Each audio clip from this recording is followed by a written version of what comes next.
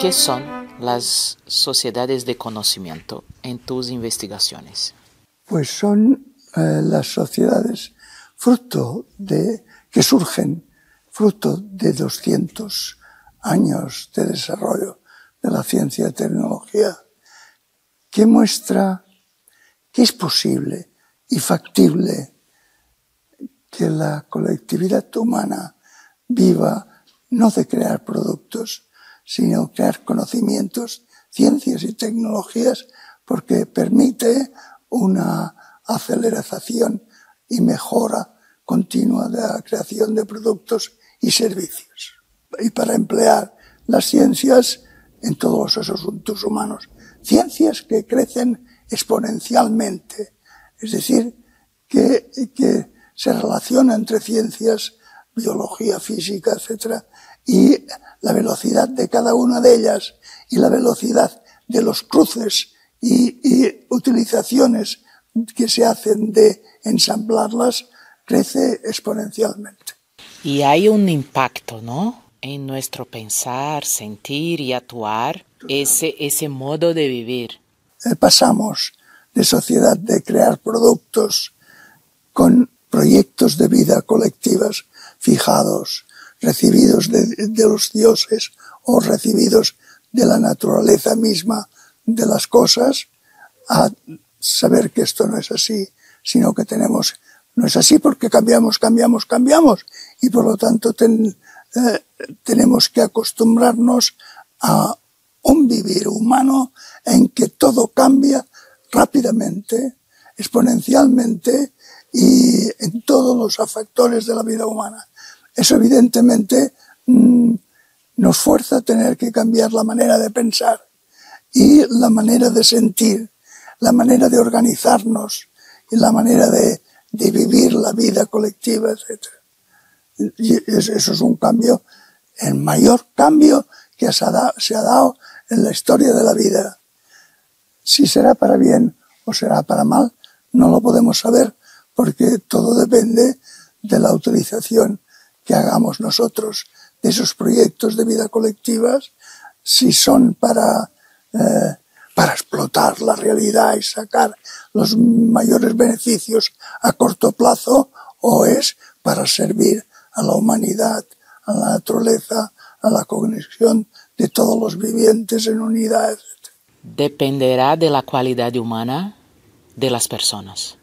Dependerá, en primer lugar, de los proyectos de vida que se construyan con esos saberes. Los proyectos de vida que se construyan como tienen que construirse, y eso es un punto esencial, desde equipos de interdependencias de saberes. Entonces, claro, si cada individuo con su saber es un egoísta que tira para sí, no hay equipo que sea posible.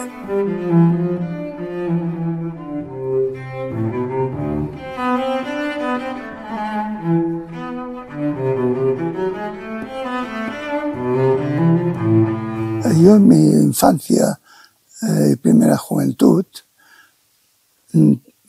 era una persona que tenía dos intereses en esta vida, de joven, de adolescente, etc., que era la religión y la música. Cuando entré en la orden, porque yo entonces era un hombre sensitivo, con una sensitividad propia de un músico, de un artista. Entonces tuve que entrar en los 15 años de estudios académicos y los utilicé para transformar la cabeza de un artista o un músico en un teórico. Me llevó 15 años cambiarlo. Durante esa época estuve viviendo una época de transformaciones muy fuertes en España. Cogimos el cese de la dictadura, y la inquietud política y religiosa en la universidad y en las calles y en los ambientes obreros, una época muy, muy movida. Al final, cuando ya cayó la dictadura y se normalizaron las cosas, como que veníamos de un nacionalcatolicismo. Era una dictadura apoyada por la Iglesia, con pacto por la Iglesia, muy favoreciendo Franco a la Iglesia y la Iglesia a Franco. En los años 50 y 60 hubo una crisis universitaria, eco también de la de París de 1968. Aquí se creó también una inquietud universitaria y del mundo obrero, etcétera, en que postulaban un cambio. Y lo primero que hicieron, como que la dictadura estaba unida con la Iglesia, fue rechazar la dictadura y rechazar la Iglesia. La gente se fue alejando a la Iglesia progresivamente. Entonces yo empecé a preocuparme de esta cuestión. ¿Por qué? ¿Qué está pasando? ¿Por qué se alejan de la Iglesia? ¿Con qué tenemos que pensar? ¿Con qué procedimientos vamos a tener que pensar que no sea el nacionalcatolicismo? Bueno, y ese fue el punto de partida de que yo, cuando terminé la licenciatura de filosofía que había convalidado la eclesiástica en la Universidad de Barcelona, hice una investigación sobre el tránsito del lenguaje musical de finales del 19 a la primera mitad del 20, que fue una transformación radical. Podríamos decir que lo que fue en la música clásica grande, legalidad básica, es la consonancia de todo. Y la disonancia era una excepción. Había que resolverlo de consonancia. Estas son las leyes fundamentales. Además era una estructura de construcción jerárquica. La melodía tenía el primer papel, después venía el acompañamiento y el soporte debajo, etc. Era una estructura piramidal. Cuando empieza a nacer la nueva música, atacan a esa estructura piramidal y sobre todo con toda la música impresionista, yo qué sé, cuando llega, no me acuerdo qué años son, Schoenberg, un compositor judío y austríaco, hace una construcción que cambia. Lo consonante está prohibido y lo disonante es la legalidad. Y no hay una melodía, sino que se construye una serie de notas y toda la pieza tiene que estar construida con esa serie. Nace el serialismo, que es una revolución en la música tremenda. Todo el mundo ha seguido desde ahí y ahora la construcción de la música es: tú coges todos los sonidos, mézclalos como quieras, haz lo que quieras, eres libre, no tienes por qué pasar por reflejar los sentimientos humanos, sino que reflejas y hablas de los sonidos cósmicos, ruidos, todo. Eres libre. Y el fundamento de esa sospecha es que las religiones trabajan con lo cualitativo, con la cualidad humana y las artes, la música, porque la pintura hace un proceso paralelo, la escultura igual, trabajan con lo cualitativo. Bueno, por tanto, si esta es la legalidad de la música, que es cualitativa, hay sospecha fundada que en el mundo de lo axiológico, las religiones sobre todo, haya la misma legalidad.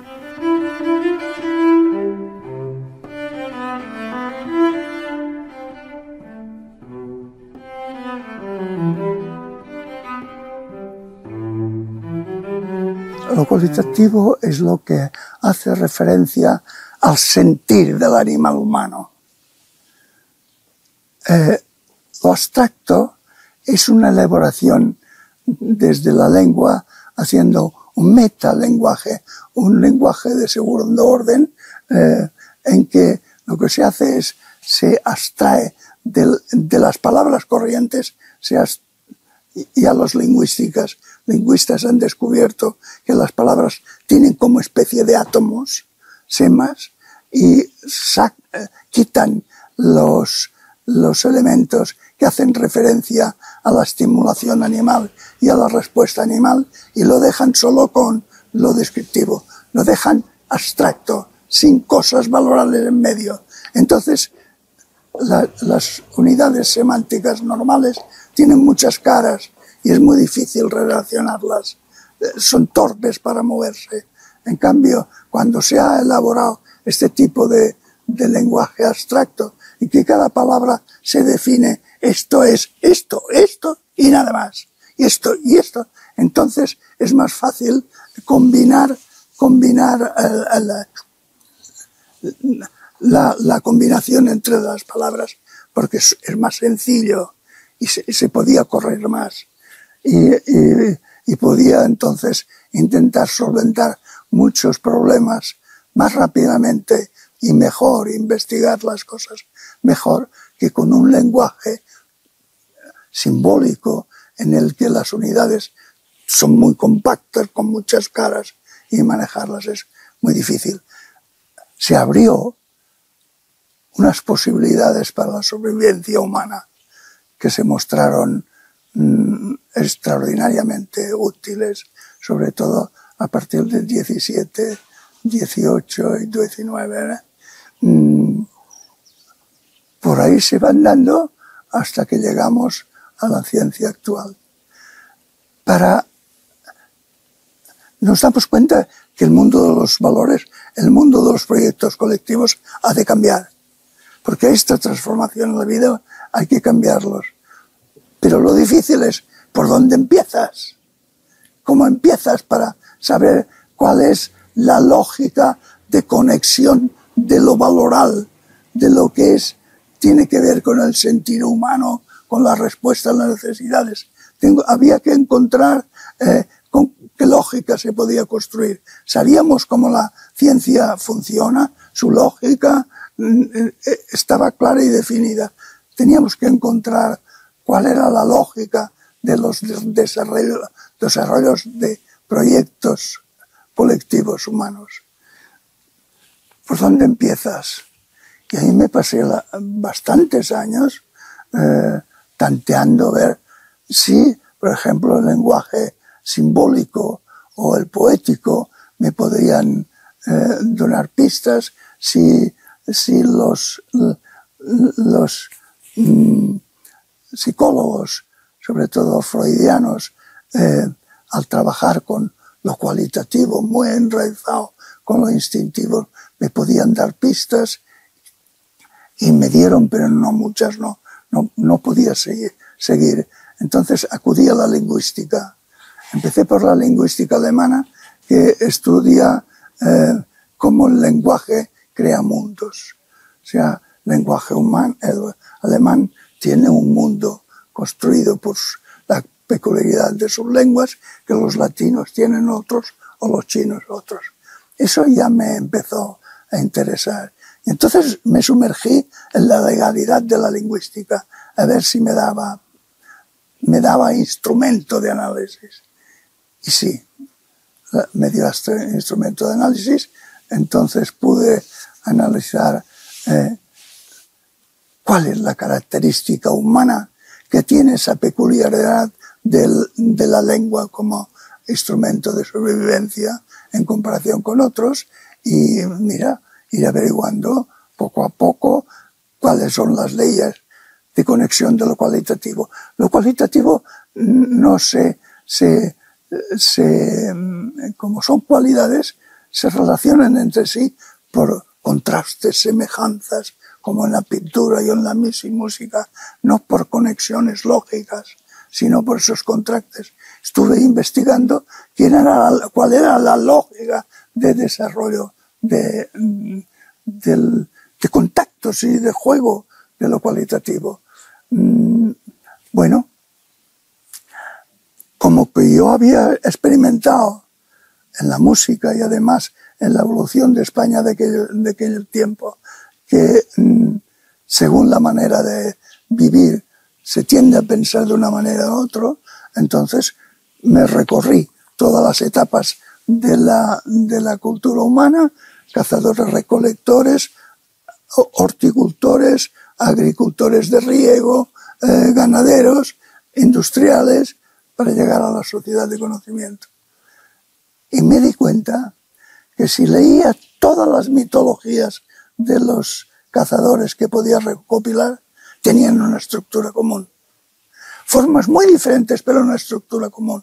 Si estudiaba las culturas agrícolas, encontraba que sirios, babilonios, egipcios, romanos, etcétera, tenían una estructura común. Era cuestión de encontrar, y lo mismo pasaba con los pastores, etcétera. A partir de la industria se arrumba el procedimiento de crear proyectos colectivos con mitos, con narraciones sobre dioses, etcétera, y se sustituye por las ideologías que tienen un fundamento filosófico gracias a los estudios en tiempos de la Ilustración, etcétera. Entonces no me quedaba más remedio que ver cómo se conectaba la mitología cazadora con el vivir de matar y los animales. Y bueno, veía que los que vivían de una manera tenían una estructura común. Los que venían de otra tenían una estructura común. Una estructura común. Era cuestión de conectar las mitologías con esa estructura común, analizando con qué acciones sobrevivían y entonces cómo montaban la interpretación de su realidad de esas estructuras elementales para sobrevivir. Y se encontraba.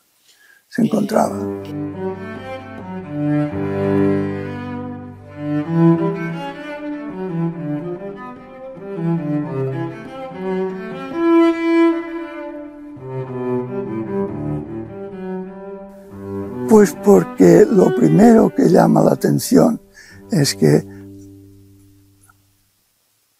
desde la industria hasta el principio de la humanidad, habían creado unos proyectos colectivos para fijar, para vivir.